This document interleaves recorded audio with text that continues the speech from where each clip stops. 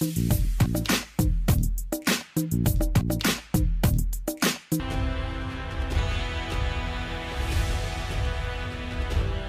President, I congratulate you on your election and welcome your presidency of hope. Indeed, that is what we need in these challenging times. For nearly 2 years now, the pandemic has upended our lives. The climate crisis has worsened, the inequalities have deepened, and the geopolitical balance is in a state of dangerous flux. Certainly, these are complex problems, but one thing is clear. They all hit the poor the hardest. Injustice is the common thread that ties these issues together. When I spoke before this august body last year, I said that how we address these issues will define our future. From what I have seen, that future will likely be one of inequality, where the poor plays catch up with the rich, with no hope or chance of ever succeeding in closing the gap. We cannot, in our conscience, allow this to happen. An unjust order is inherently volatile. We have to reverse course. How then do we, as governments, reconcile our obligations to our own citizens with our responsibility to the rest of humanity?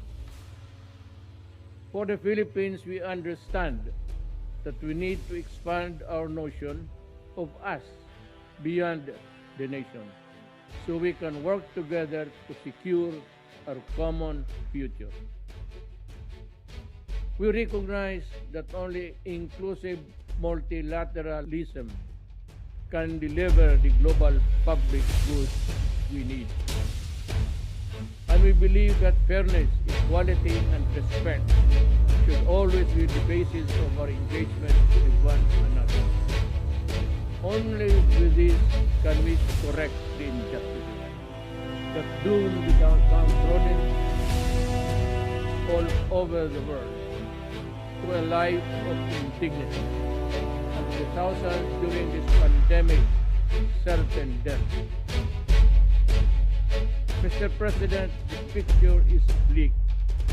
It is a man-made drought of vaccines ravaging the poor countries. Rich countries hoard life-saving vaccines while poor nations wait for decades. We now talk of booster shots, where developing countries consider half doses just to get by. This is shocking beyond belief and must be condemned for what it is. Selfish act that can either be justified rationally or morally.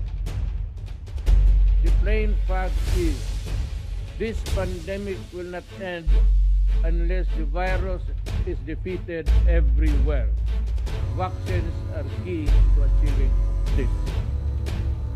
This is why the Philippines committed $1 million to the UN's COVAX facility. This is a modest contribution to our collective fight against COVID-19. We strongly urge our privileged partners to fully support the COVAX facility and further strengthen other cooperation mechanisms. We need this to save more lives, break the cycle of variants, and help ensure global economic recovery. Just as COVID-19 has had an uneven impact on people, climate change has also exposed the varying vulnerabilities of countries around the world. The risks and burdens of the warming climate are simply not the same for everyone. The greatest injustice here is that those who suffer the most are those the least responsible for this existential crisis. But here we are now at a critical tipping point where failure to act leads to cataclysmic consequences for the whole of human rights. The Philippines accepts the share of responsibility and will do its part to avert this objective. We submitted our first nationally determined contribution with a target to reduce greenhouse gas emissions by 75% by 2030.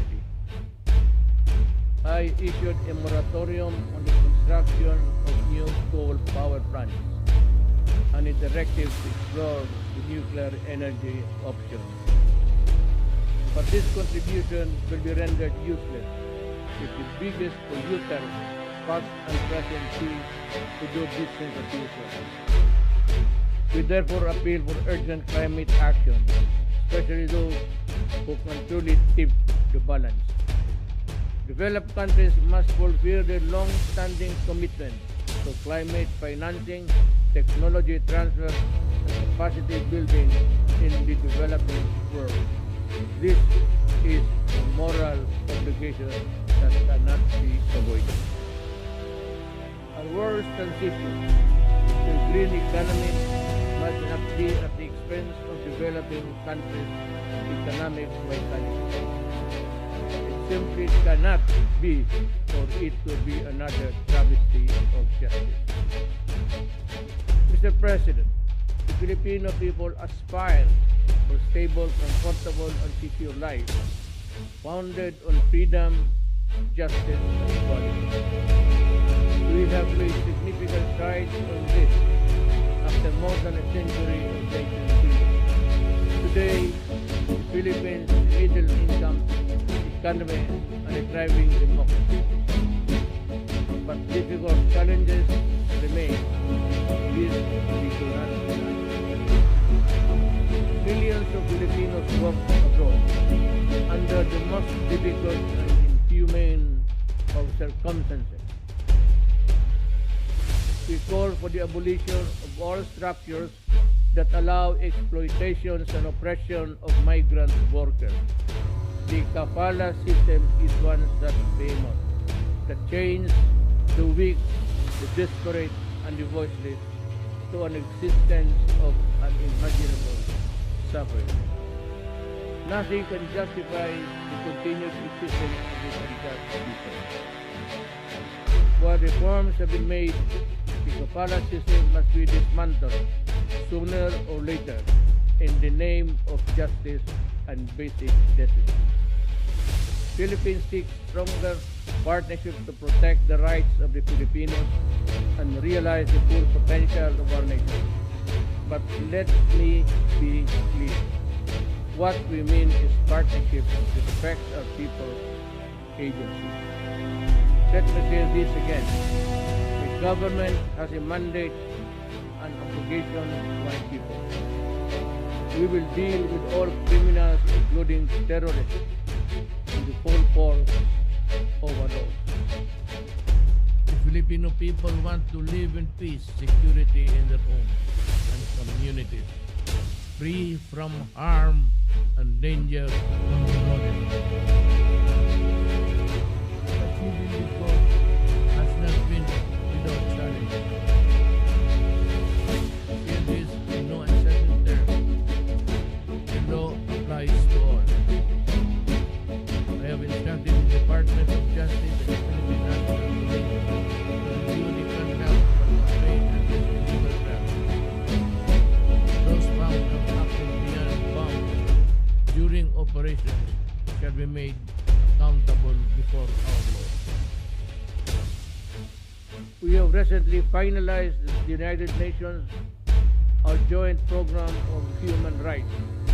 This is a model for constructive engagement between a sovereign member state and the United Nations. Meaningful change to be enduring must come from within. The imposition of one's will over another no matter how noble the intent, has never worked in the past, and it never will be in the future. How many more countries shall be made to unravel and descend into chaos before this powerful teach the simple lesson? In dealing with complex problems in nation building, let us consider pragmatic approaches that square ideals with reality. Sure, they may lead us to perfect solutions, but solutions nonetheless actually work. We will pay the price for the misadventure of the few that spiral into humanitarian disaster. The Philippines, in line with its long-standing humanitarian tradition, has opened its doors to Afghan nationals, especially women and children, fleeing the conflict. As one global community, we must do our utmost to help the Afghan people and all those who continue to suffer. For the Romania, I have instructed the Department of Justice to work closely with the UN High Commissioner on Refugees to prepare a cooperation program for a specific number of Rohingyas consistent with our capacity. The Philippines has limited resources during these extraordinary times. But what we can do for humanity and will uplift human dignity, we will. Mr. President, in a period of profound geopolitical change, it is vital that all countries, big and small, commit to the rule of law fully and firmly. For a world without law is a world of destruction, where the weak is at the mercy of the strong. There can therefore be no other acceptable basis for a global order but the law. We must resolve disputes peacefully, as we manifested in the Manila Declaration of Peaceful Settlement International. The Philippines is one with the ASEAN and other stakeholders in ensuring that the South China Sea remains a sea of peace, security, and prosperity. The 1982 UNCLOS and the 2016 Arbitral Award of the South China Sea provide a clear path towards a just, fair, and win-win solution for all. The award must be seen for what it is. It benefits across the board to all who subscribe to the majesty of the law. No amount of willful disregard by any country, however big and powerful, can diminish the arbitral award. Mr. President, we face multiple crises that demand effective global governance. Yet our institutions, including the United Nations, have proven to be inadequate. The UN is a product of an era long past. It no longer reflects the political and economic realities of the world. Democracy and transparency are consistent reverberate in the halls of the UN. But ironically, the Security Council, the manifold of UN structure, violates every tenet of these values. It is neither democratic nor transparent in its presentation and processes. Many member states have spoken firmly, and we agree this simply is not right. If the UN is to lead the world out of the many crises we face, things need to change. The UN must empower itself by reforming itself. Therein lies the hope of humanity.